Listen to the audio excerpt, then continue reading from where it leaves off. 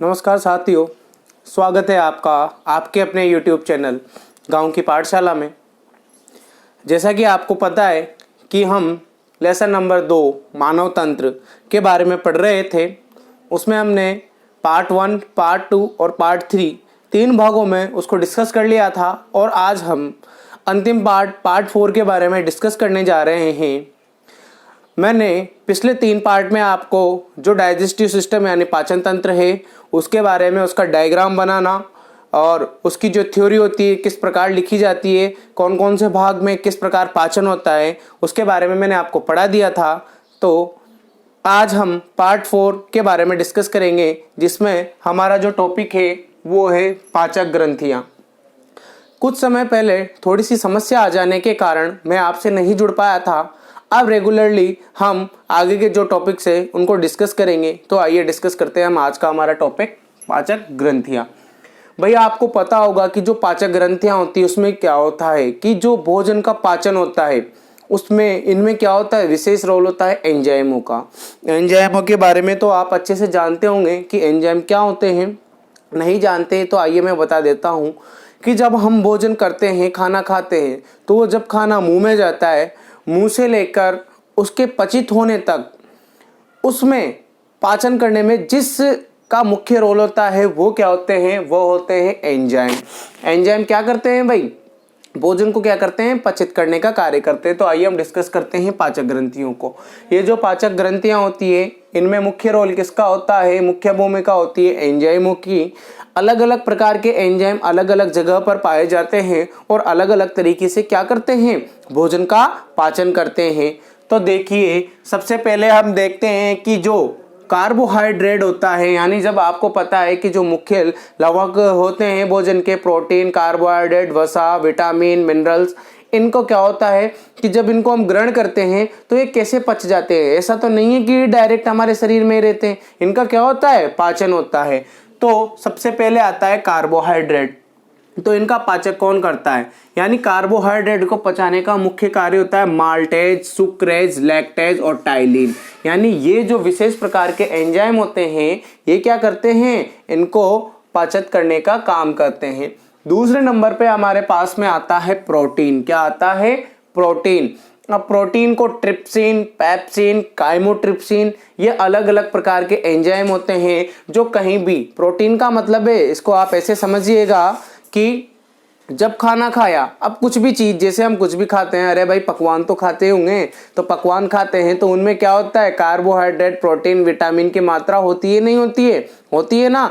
तो जब हमने किसी भी पकवान को खाया, रोटी खाई, सब्जी खाई, तो उनमें जो कार्बोहाइड्रेट की मात्रा होगी उसको पचाने का काम कौन करेगा, maltase enzyme, sucrase enzyme, lactase enzyme या टाइलिन एंजाइम। आपको पता होगा कि जब भी हम सर्वप्रथम खाना खाते हैं, मुंह में रोटी का टुकड़ा डालते हैं तो उसको दांतों से चबाते हैं। दांतों से चबाने के बाद में वो कैसा हो जाता है, लसलसा हो जाता है। और उस लसलसे हो जाने के कारण हमारे को क्या होता है, वो महसूस होता है और नीचे चला जाता है। तो वो लसलसा किसके कारण होता है, लार के कारण होता है, क्योंकि उसमें क्या मिला दी जाती है, लार मिला दी जाती है। और उसी लार में क्या उपस्थित होता है, टाइलिन एंजाइम उपस्थित होता है, जो क्या कार्य करता है, कार्बोहाइड्रेट को क्या करता है, पचाने का कार्य करता है।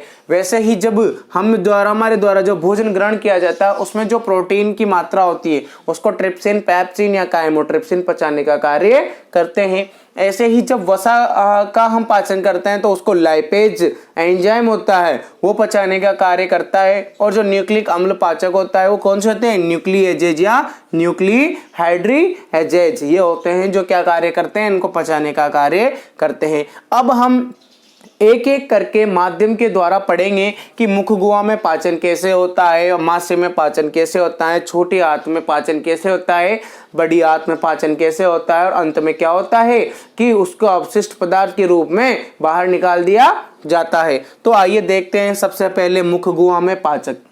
मुख गुहा यहाँ हमारे मुख से स्टार्ट होकर कहाँ तक रहती है, गृहस्थी के ऊपर वाला जो पार्ट होता है, खोखला हमारा मुंह के अंदर वाला, उसको मुख गुहा कहते हैं।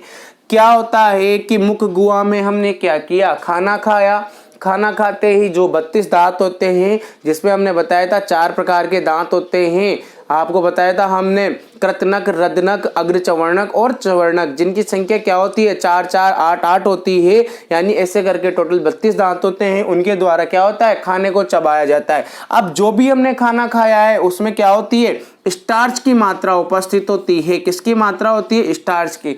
अब आप सोच रहे होंगे कि ये स्टार्च क्या होता है। भाई देखिए, जो कार्बोहाइड्रेट की जो जटिल अवस्था होती है, यानी हम जो कार्बोहाइड्रेट खाते हैं उसकी जो जटिल अवस्था होती है ना, उसको क्या कहा जाता है, स्टार्च कहा जाता है। इस स्टार्च को पाचन किसके द्वारा किया जाता है, टायलिन। मैंने बताया था आपको कोई सा भी एंजाइम आ सकता है, माल्टेज, सुक्रेज, लैक्टेज या टायलिन। तो मैंने आपको बताया मुख्य गुहा में क्या पाया जाता है, मुख्यतः टायलिन एंजाइम पाया जाता है। तो देखिए इस स्टार्च को, स्टार्च क्या है, कार्बोहाइड्रेट की जटिल अवस्था, इसको पचाने का कार्य कौन करता है, टायलिन या एमिलेज। इसका दूसरा नाम क्या है, एमिलेज। ये किस में बदल देता है, इसको माल्टोज अवस्था में बदल देता है। यानी जो भोजन खाया जाता है मुख गुहा में, उसका क्या हो जाता है, लगभग 30% पाचन हो जाता है। तो ये था हमारा मुख गुहा में। अब मुख गुहा के बाद में ग्रसनी, ग्रसिका पाई जाती है। उससे भोजन होता हुआ कहाँ चला जाता है, आमाशय में चला जाता है।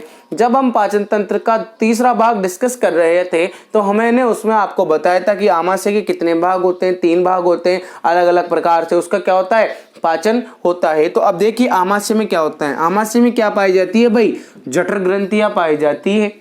उन जठर ग्रंथियों से क्या होता है, जठर रस का स्त्रावित होता है। अब ये जो जठर ग्रंथियों के द्वारा जो जठर रस स्त्रावित किया जाता है ना, इसमें क्या पाए जाते हैं, 3 प्रकार के पदार्थ पाए जाते हैं। 3 भाग होते हैं, 3 प्रकार के पदार्थ पाए जाते हैं और अलग अलग तरीके से क्या करते हैं, ये उनका पाचन करते हैं। तो सबसे पहले हम समझते हैं भाई, किसको समझते हैं हम, म्यूकस या श्लेष्म को समझ लेते हैं कि जो म्यूकस और जो श्लेष्म होता है वह क्या होता है।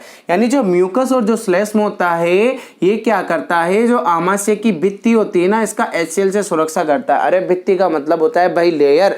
जैसे हमारी बॉडी होती है, हमारे को रोगाणुओं से बचाने का कार्य कौन करता है, क्या कौन करती है, WBC करती है, व्हाइट ब्लड सेल्स, इम्यूनिटी बनाती है।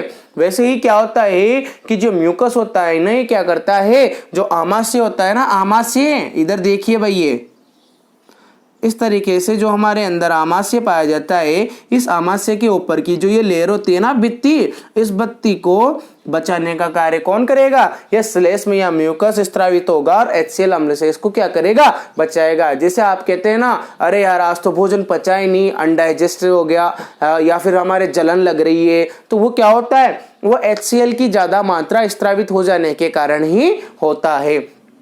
दूसरे नंबर पे आता है प्रो एंजाइम पेप्सिनोजन। देखिए जो पेप्सिनोजन होता है इसको क्या कहा जाता है, प्रो एंजाइम कहा जाता है। ये क्या होता है, HCl द्वारा तैयार अम्लीय माध्यम में किसमें बदल जाता है, पेप्सिन में। HCl अम्ल आया, जब आपको पता है आप कोई खट्टी चीज खाते हो, भाई नींबू को ज्यादा चूस लेते हैं तो हमारे को मुंह कैसा लगता है, खट्टा खट्टा सा लगने लग जाता है ना। तो क्या हो जाता है कि जब प्रोएंजाइम पेप्सिनोजन में बदलता है, तो क्यों बदलता है, HCl आता है और क्या होता है, वहां के वातावरण को क्या कर देता है, अम्लीय कर देता है, जिसकी वजह से वो किस में बदल जाता है, पेप्सिन में बदल जाता है। और ये पेप्सिन में बदलकर पेप्सिन क्या करता है, ये प्रोटीन को किस में बदल देता है, पेप्टाइड में। प्रोटीन से पेप्टाइड बनना यानी जटिल पदार्थों का सिंपल पदार्थों में टूटना, किसकी सहायता से, पेप्सिन की सहायता से। अब देखिए जो शिशु होते हैं, छोटे बच्चे दूध पीते हैं, बच्चे आपको पता है छोटा बच्चा होता है, शिशु होता है, वो क्या पीता है, दूध का स्रवण करता है। तो जो शिशुओं में क्या इस पेप्सिन के साथ क्या पाया जाता है, रेनिन भी पाया जाता है। रेनिन एंजाइम के बारे में बात कर रहे हैं। तो ये क्या होती है, जो दुग्ध प्रोटीन होती है ना, केसिन, उसको पेरा केसिन यानी सिंपल छोटे पदार्थों में तोड़ता है, वो कौन करता है, रेनिन करता है। और अब अंतिम आता है तीसरा भाग हमारे पास में, क्या, HCl अम्ल। ये क्या करता है, हमारे आमाशय के अंदर HCl की मात्रा को स्त्रावित जो होती है और जो जीवाणु पाए जाते हैं उनको नष्ट करने का कार्य करता है। तो ये किसमें था हमारा, आमाशय में पाचन, जठर ग्रंथियां पाई जाएगी, जठर रस स्त्रावित करेंगे। ये 3 प्रकार के होंगे, पहला म्यूकस, दूसरा प्रोएंजाइम पेप्सिनोजन, तीसरा HCl अम्ल, जिनके कार्य में आपको बता चुका हूं। भाई इन सब चीजों को ध्यान से देखिएगा क्योंकि ये वेरी वेरी इंपॉर्टेंट है। ये सब आपके 1 नंबर 2 नंबर में यहीं से क्वेश्चन भी उठ सकते हैं। अब तीसरा आता है हमारे पास में छोटी आंत्र में पाचन। देखिए भाई इसको हम पहले पढ़ चुके हैं। छोटी आंत में क्या होगा, ये सब पहले मुख गुहा से आमाशय से छोटी आंत। तो ये छोटी आंत में क्या वापस जाएंगे, कार्बोहाइड्रेट, प्रोटीन, वसा, न्यूक्लिक अम्ल, इनको वापस से पचाने का काम कौन करेगा, टाइलिन, ट्रिप्सिन, पेप्सिन, काइमोट्रिप्सिन या लाइपेज या न्यूक्लियेजेज या न्यूक्लियोहाइड्रेजेज, ये एंजाइम क्या करते हैं, उनको पचाने का कार्य करते हैं। अब छोटी बात आंत के बाद में आती है हमारे पास में बड़ी आंत। वहां पर क्या होता है, पानी का अवशोषण होता है और अपशिष्ट पदार्थ वहां से निकलकर कहां चले जाते हैं भाई, गुदा में चले जाते हैं और वहां से अपशिष्ट पदार्थों को क्या कर दिया जाता है, बाहर निकाल दिया जाता है। तो ये तो थी हमारा पार्ट 4 पाचन तंत्र का। पाचन तंत्र हमारा यही समाप्त होता है। अगली क्लास में हम श्वसन तंत्र के बारे में डिस्कस करेंगे। मैं आशा करता हूं कि आपको ये वीडियो अच्छे से समझ में आया होगा, अच्छे से आपने इसको पढ़ा होगा और इस जो हमारा प्रयास है छोटा सा डिजिटल माध्यम पर आपके लिए हम रेगुलर क्लासेस लेकर आ रहे हैं, इनको आप ज़्यादा से ज़्यादा शेयर कीजिए। हमारा जो चैनल है गांव की पाठशाला, इसको ज़्यादा से ज़्यादा बच्चों तक पहुंचाइए ताकि उनको बेनिफिट हो सके। हमारे द्वारा कक्षा 10 का जो संपूर्ण सिलेबस है उसको पूरा कराया जा रहा है। आप जैसा कि जानते हैं कि हमने आपको पहले लेसन 1, लेसन 3, लेसन 4 कंप्लीट करवा चुके हैं। लेसन 2 हमारा रनिंग है और पूरा सिलेबस मैं आपको करवाऊंगा। अब हम मिलते हैं अगली क्लास में, जब तक के लिए जय हिंद, जय भारत।